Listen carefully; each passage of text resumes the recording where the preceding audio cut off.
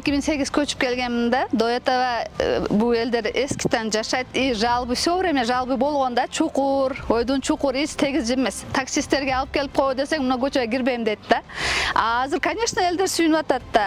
Тут баалы көчөбүз бүтпөй туруп тегиз болгонуна кубанып атабыз. Нени бүтүп кеткен андан да чырайлуу болуп кетсе керек. Элдер сүйүнүп атат абдан. Азыркы мэрге иштегендерге, мына башыбызга чоң рахмат. Бир собрание болгондо айтканда, мына Эмил, мен чече албайм, көпчүлүк чечет деп.